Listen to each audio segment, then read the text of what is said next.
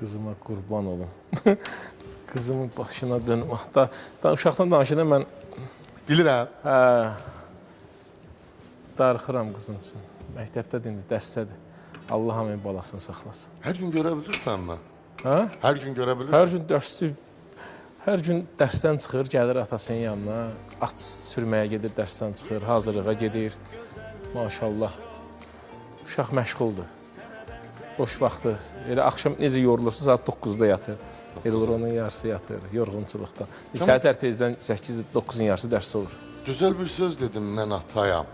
Amma çox atalar görmüşəm övladına diqqət ayırmayan, hətta atan, sevgi göstərməyən. Bu normaldır. Sən də görmüsən. Zor, həyat belə yaranıb, belə gedəcək. Hər kəs beş parmaq eyni olmayan kimi insanlar da eyni deyil, atalar da eyni deyil. Hər insan fərqlidir, atalığında da, analığında da. Şərt atada düzdür, çox təqsirli atada olur, çox vaxt həyatda. Amma analar da var elənçinə. Amma daha çox söhbət kişilərdən gedir.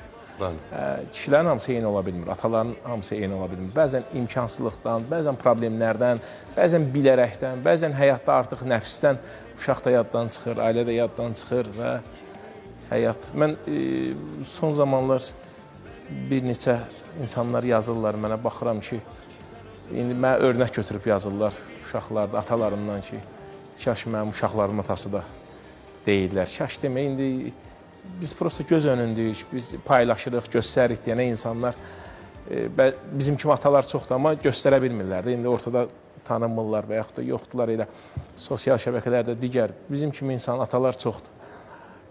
Amma ki, belə bəzi xanımların yaralı yeri ataların övladlarına olan sevgisi, nə layiq sevgiləri, nə layiq soyuq sevgiləri. Sevgisizliyi daha doğrusu. Daha da sevgi, nə layiq, yəni sevgi görə bilməyən uşaqlar çoxdur. Bəzən də mən belə şeylər fikirləşirəm ki, hamımız insanıq, hamımız kişi, hamımız övladlarımızı sevirik. Hamı övlad dünyaya gələnə kimi atalar necə sevincləri olub, arzuları olub övladlarına qarşı. Amma sonradan bunlar dəyişir atalarda. Kamil,